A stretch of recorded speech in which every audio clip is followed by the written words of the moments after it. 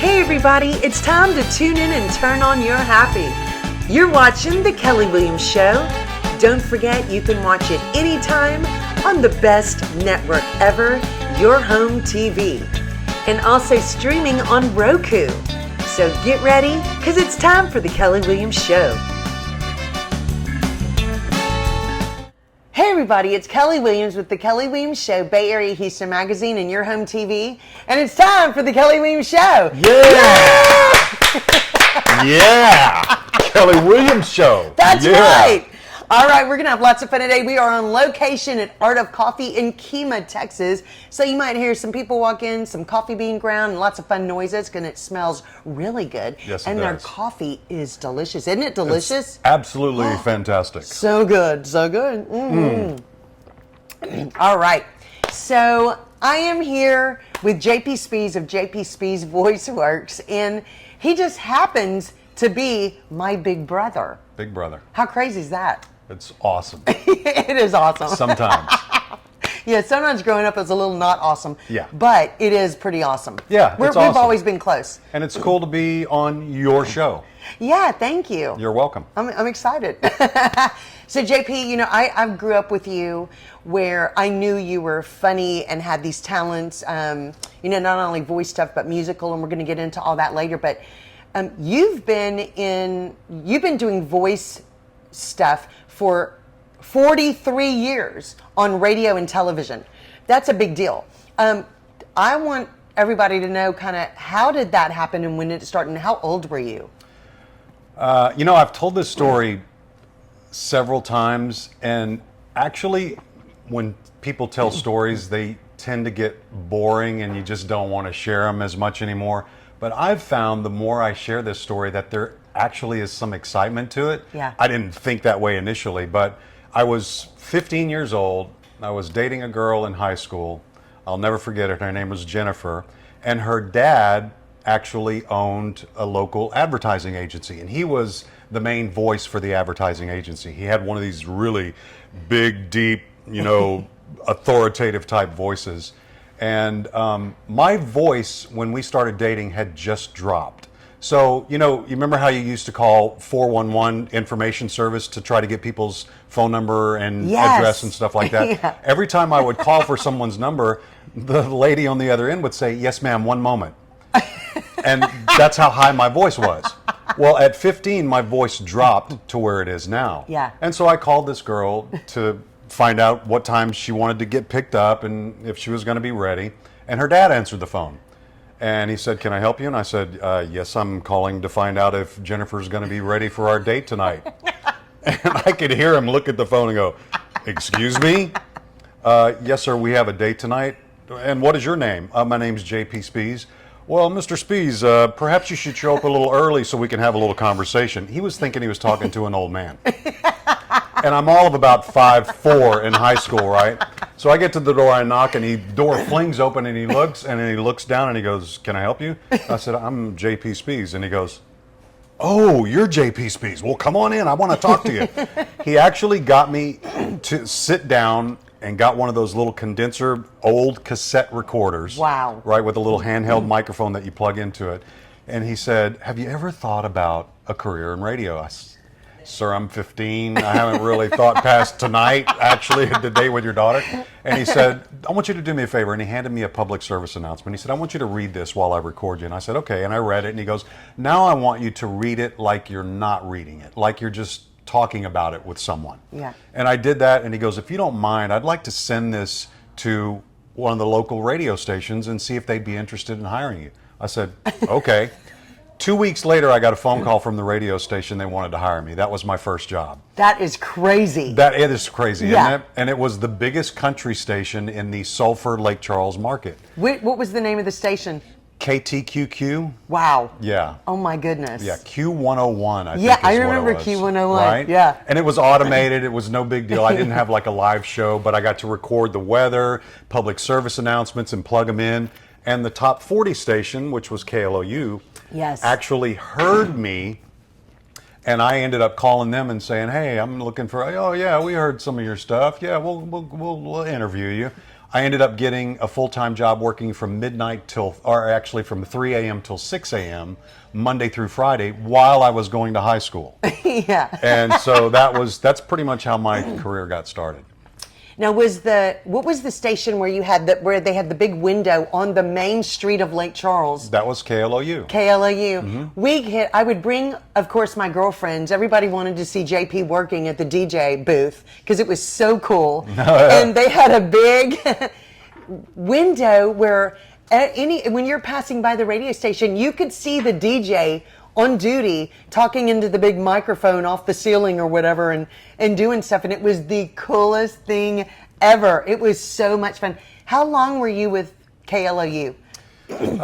Probably a couple of years. And then I made the move to the Ed Pendergrast owned radio station, which was KAOK. Oh my gosh, that's And then right. after that, I went to... Wait, was that in Lake Charles too? Yes. Okay, I remember the call letters. And then after that, I ended up at KBIU, which was Bayou 104. Yeah. And then after that, I moved to Lafayette on to bigger and better things, where I actually worked for a local country station that owned the Top 40 Rock station, Oh my the goodness. country station, and the local television station. Yeah. So that was my second venture kind of into television, where they actually had me host a TV show. Yeah, I remember that. How old were you when you moved to Lafayette and started doing all three of those? Oh gosh, I was probably 20, 21, 22. Yeah, very young. Very I mean, young. that's crazy. You got thrown into this at 15, Right. And did so well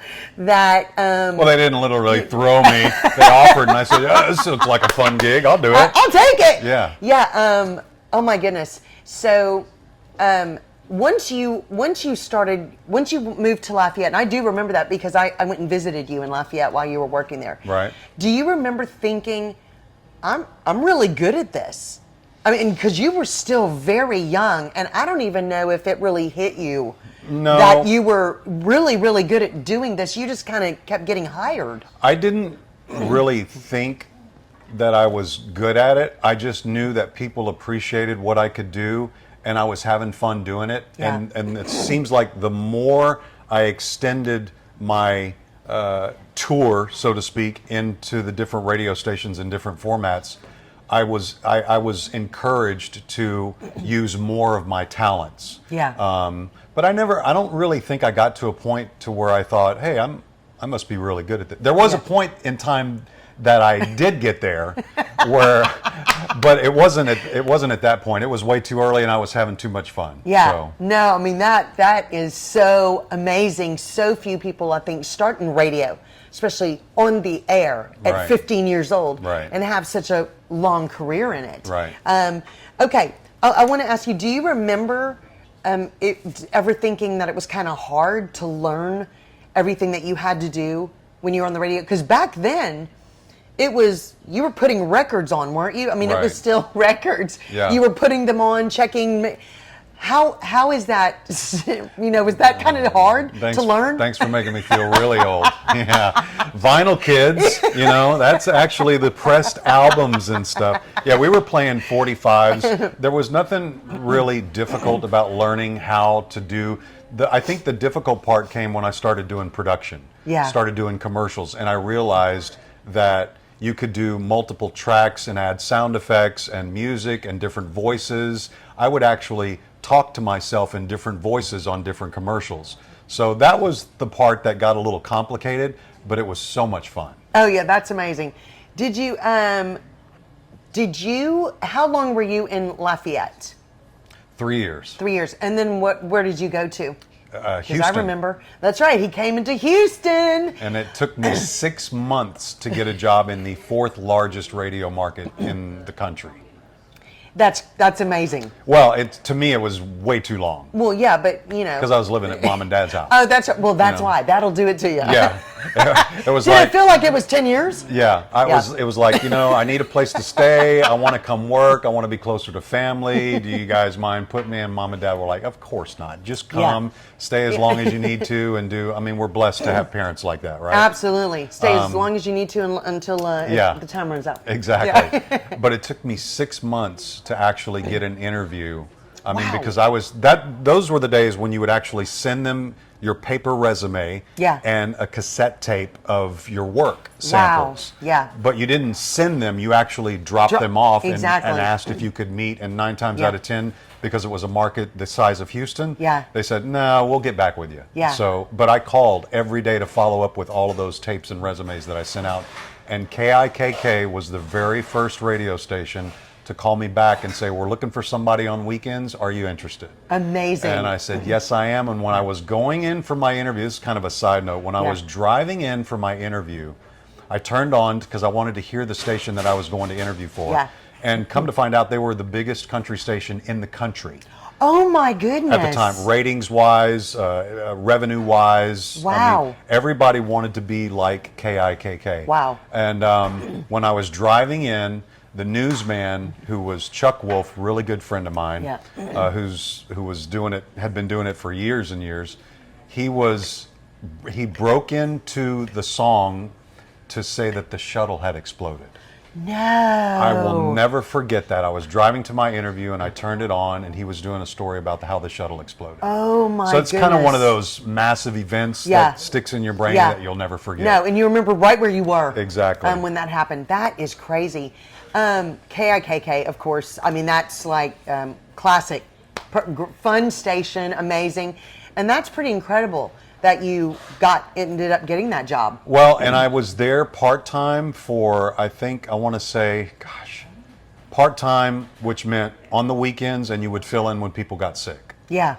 for 2 years, Wow. until I got hired to do the evening show full-time, and I was there for a total of 10 years. Yeah. That's a long time at a station. It is. You know, and if you've been in media or radio, that is a very long time. It is. Okay, so JP, you're so good at imitations and dialects. Give us a little bit of some of the voices you do. Well, I wouldn't say so good, but I've done it enough to where people have requested certain ones. Yeah. It's like one of my favorite dialects that I actually first started doing was, being born and raised in Lake Charles, Louisiana, right? So it's kind of a cross between that New Orleans accent and that Cajun accent, where people talk about jambalaya and filet gumbo and on the bayou with the piro. It's that Cajun accent dialect that I grew up doing because it was my natural habitat, y'all. Exactly. You sound just like Shelley. But a couple of my favorite, one of the ones that I really started doing initially was Jimmy Stewart. Oh no. And so if I were to be sitting here as Jimmy Stewart doing an interview with you, it would probably have to be something like, well, if you asked me a question 70 years ago, I would have had to say that the biggest question I would have had to answer was, where are Zuzu's pedals? That's from that. Yes. Christmas It's a Wonderful Life. It's a Wonderful Life. Okay, I you got it. love that. Okay. That was good. He's one of my favorites. Another one of my favorite characters was Pat Morito as Mr. Miyagi on The Karate Kid. And one of my favorite lines of the movie was when he's talking to Daniel, son, and he says, "Oh, Daniel, son, you must focus power. Think of walking down road. You walk on left side, safe. You walk on the right side, safe. You walk in the middle, get squished like grape. Karate, same thing. You karate do yes, you karate do no. You karate do think so, get squished like grape." Well, no, another one of my favorite shows and characters. I know. That's hilarious. I know, right? Love that. Yes. The other one that pops into my head is from the Three Amigos. and poor Jefe, he's El Guapo's sidekick, right? And El Guapo's angry, and Jefe says, "El Guapo, could it be that you are angry because you're turning 40 today and you're looking for someone to take it out on?" Like that's my favorite. That show is hilarious.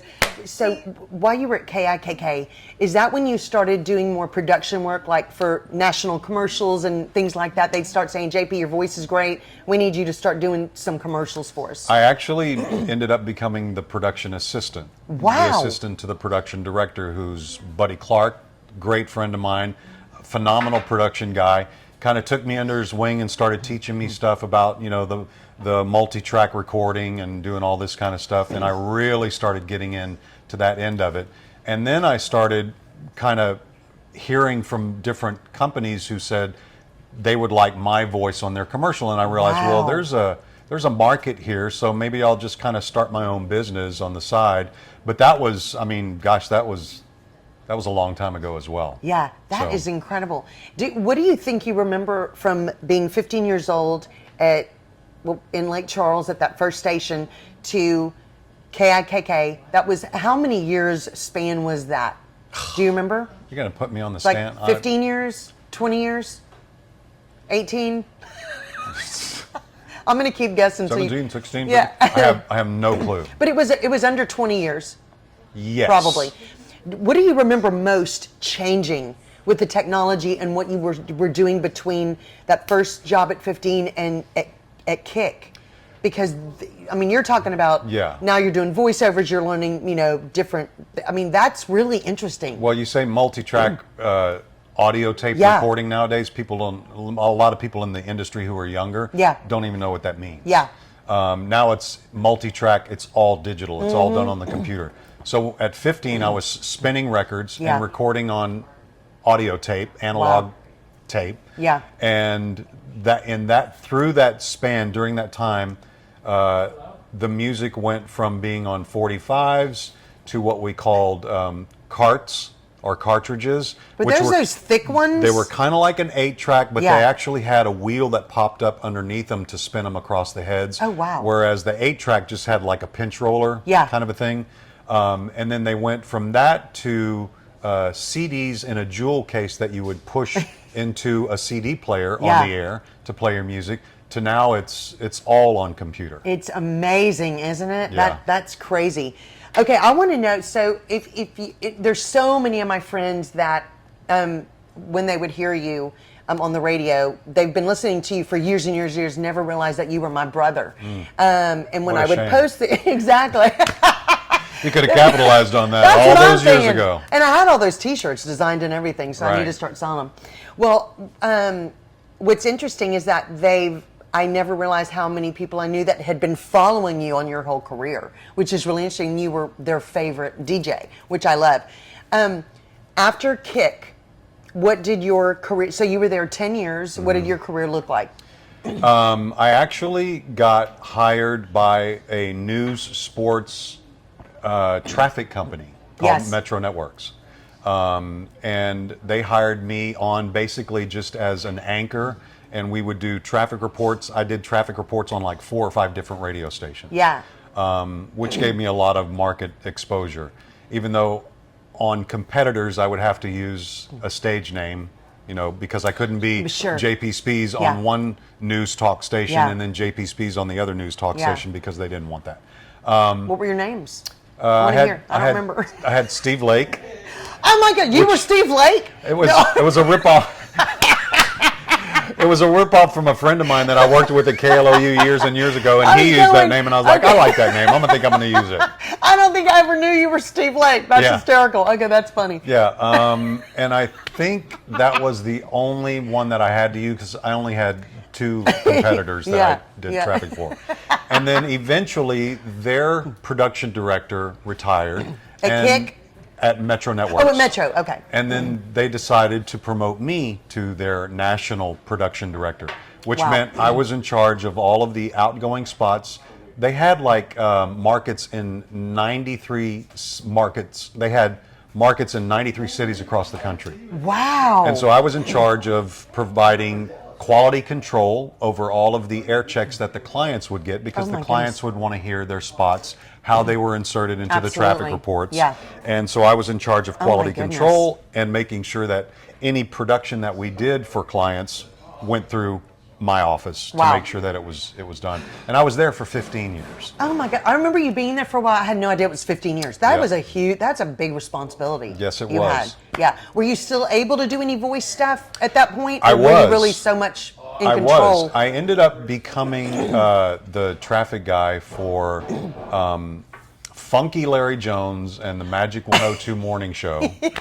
I remember Where that. he called me on my hotline one day and said, "Your voice sounds really familiar. Have we worked together before?" And I said, "No, we sure haven't." And he goes, "Well, man, that's just the weirdest thing." And I spoke to him in one of my character voices, and he goes, "Get out! You do character voices?"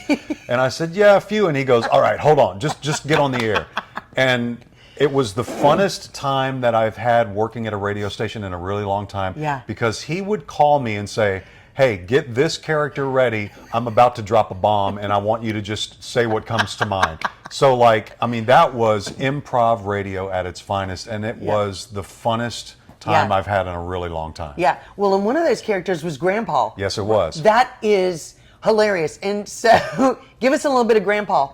Well, it's much easier if I have my half-cut specs on, and I'm talking about stuff from the olden days like sandwiches and my flesh-bottom shoes and gardening out with Mabel.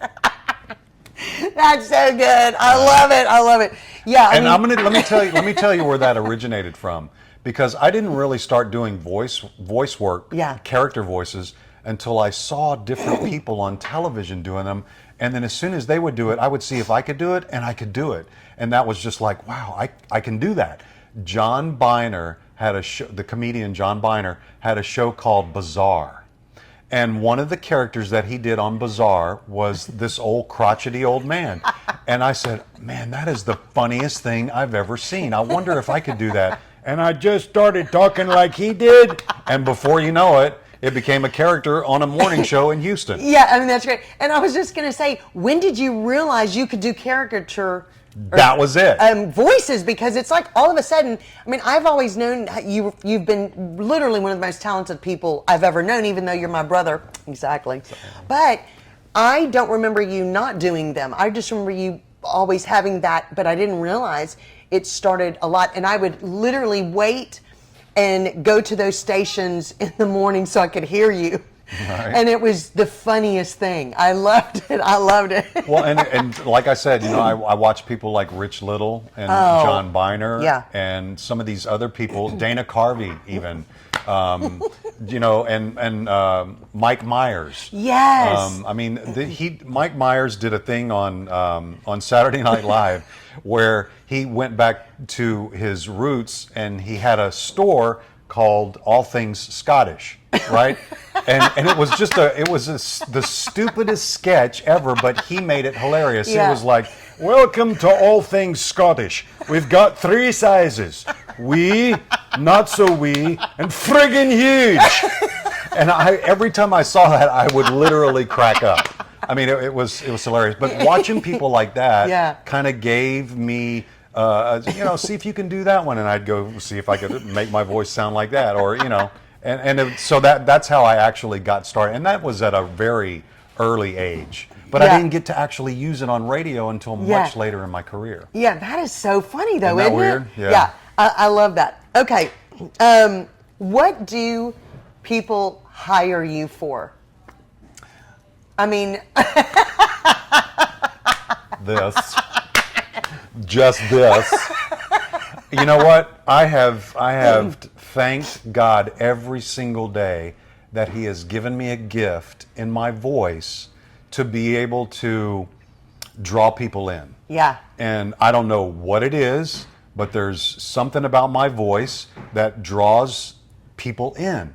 And that's what they hire me for. I mean, I literally have had my peers that have hired me at radio stations go on to other radio stations, and I call them and say, "Hey, just want to let you know I'm doing some voice work, and if you know anybody," and they'll tell me, "Look, you are a major market voice." Yeah. And when they tell me that, yeah. I respect their opinion, and they are my peers, and they know because they've been around. Oh, yeah. I've been in the industry long enough to know that I at least have a competitive voice, and that there's something different about it that draws people in. So that's what they hire me for. And it's also, a lot of it used to have to do with personality. Yeah. I mean, there's not a whole lot of personality outside of morning drive and afternoon drive radio Yeah. shows now. It's pretty much all strict by the book. Just deliver this, play Yeah. the music, and get out. Yeah. But the when it was personality oriented, that was what started drawing people towards me to want to hire me. Absolutely. And I want to talk a little bit later in your radio career. You at one point, not too long ago, had the #1 evening show I did. in the whole Houston Yes. market. That's huge. Yeah. I mean, that to me was just incredible. It's not something that I like to take credit for, because I had a lot of coaching and a lot of guidance to get to that point. But it's a nice, it's kind of like one of those accolades or awards that comes along not too often. And so when you do get it, you kind of celebrate it and and say, and then move on. Yeah. It's time to move on. Thank you, God, Yeah. for giving me this opportunity. Exactly. Yeah, that's very, very cool. Okay, so I want to ask you, we're going to talk a little bit more about voice stuff in a minute, but you are an incredible musician as well. Did you know that? I am? Yes, you are. Okay. Guitar, piano, accordion, really amazing. And can you play the banjo? I have little dabbled bit? at it Yeah. a little bit when Dad used to bring Yeah. Grandpa's banjo out, and he would play some things. Oh, yeah. I mean, it's Yeah. not as easy as a guitar. No. But you have to practice it Yeah. to get good at it. I'm Oh, not yeah. fluent at it Yeah, at all. okay, you're not fluent? No. Yeah, but I mean, you're so talented, and some of the things that I remember us having to sweep leaves off the roof in Lake Charles. I was talented at that as well. Yes, thank you. Exactly. Yeah, for bringing up that horrific And memory. Exactly, it just sticks in your head. Yes, it does. We'd sit on the roof and sing Billy Joel or Elton John songs and harmonize. Right. Because we would just sing whatever was hot on the radio back then, and it was just so much fun. Those are things that kind of stick in my head. Wow, I don't remember that at all. It's amazing how it does stick in your head, and I have no memory of that. Exactly. I remember sweeping the pine needles, but not the singing, yeah. Exactly, because Okay. you're going, I hate this, Yeah. I hate this, I hate this. I mean, you were probably doing more of the work anyway. Maybe that's why the singing sticks in my head. Probably. I was just there for the fun. All right, guys.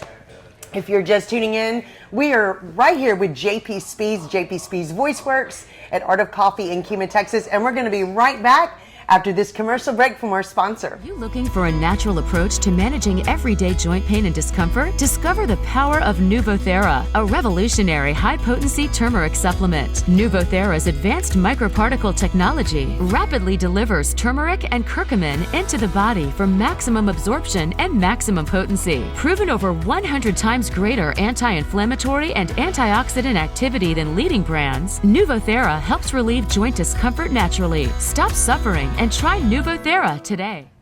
So we're back with JP Spees of JP Spees Voice Works, and we are having so much fun. He's not only extremely talented, he happens to be my big brother, so this is really, really fun for me to get to interview him. Yeah. Big brother, here it comes, ready or not. Exactly. Right. Okay, so JP, you've had a very long radio career, which is really huge, especially in this market Right. that you've been in. You've done some really big national accounts and voice work for different people. Tell us a little bit about some of who those things are, because they're really fun. Actually, when I was I mentioned Metro Networks, and they were actually bought out by Westwood One. Yeah. And Westwood One had the Saturday Night Live radio network, and the Jay Leno show, Oh my goodness. and the Dennis Miller show. Yeah. So at some point in time, they said, we would like for you to record intros and bumpers for these 3 radio shows. Wow. Saturday Night Live radio show, the Jay Leno radio show, Yeah. and the Dennis Miller radio show. Yeah. And so, I said, okay, great. So I thought, well, that's kind of cool, being able to represent with my voice these high profile, Yeah. celebrities. And so I recorded the intros and bumpers for these shows, and I would imagine probably got some pretty good exposure from that. Oh yeah. I've also been blessed to be able to do voice work for Shell, Oh wow. for Burns and McDonnell, for Waste Management, their national recruiting Yeah. account, and ConocoPhillips. Okay, so you have also, the CMA. Yes. You've done things that's very cool. Yeah, I thought that was pretty cool to be able to. I mean, again, that was through Westwood One because they were the host of the CMA Awards, and they got me to record, one of the national commercials that got played on lots of radio stations. Yeah, that is so cool. And I know this is. I want to. Dennis Miller. I'll never forget this because you told me this, and I was so excited. He actually loved your voice.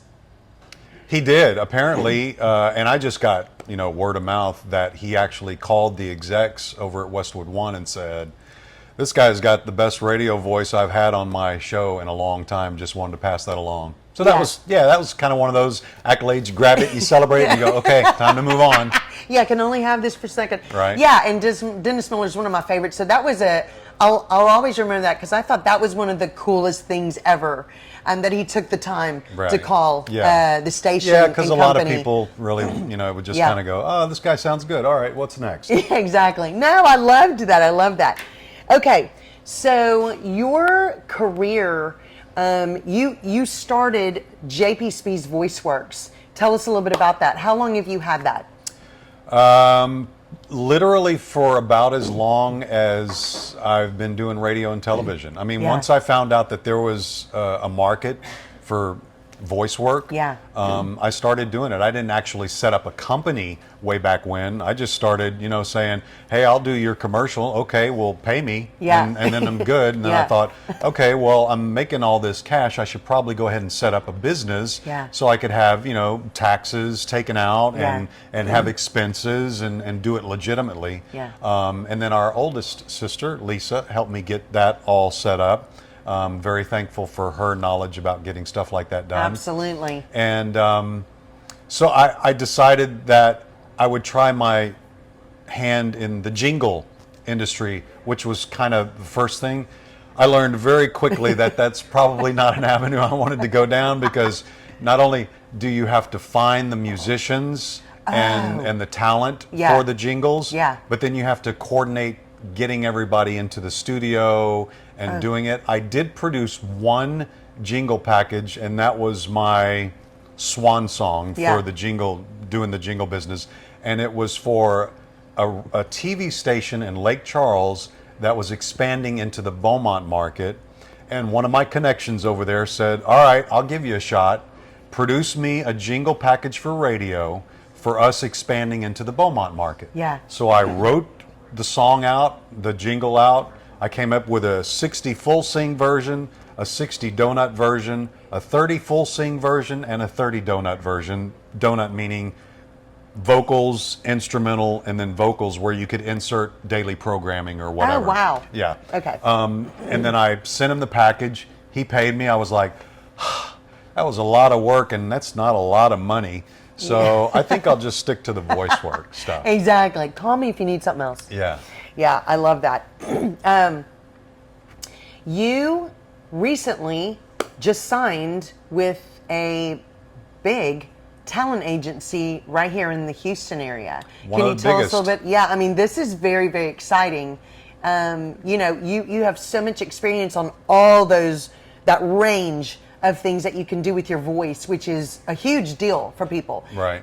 Tell us a little bit about that, because that's exciting. It is. I wasn't really looking to get an agent. I mean, I'm kind of doing all right on my own. But my youngest son, Shane, he's very encouraging as far as me advancing my career. And he goes, "Dad, I think you should go ahead and try an agent again." Because I tried one when I first got to the Houston market and didn't really pan out the way I thought it was going to.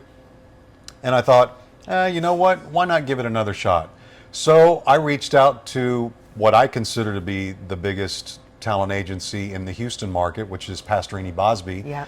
And I got an immediate reply that said, you know, hey, we've received your materials. We'll let you know if we think you're going to be a good fit. Just know that we've got lots of talent, an abundance of talent.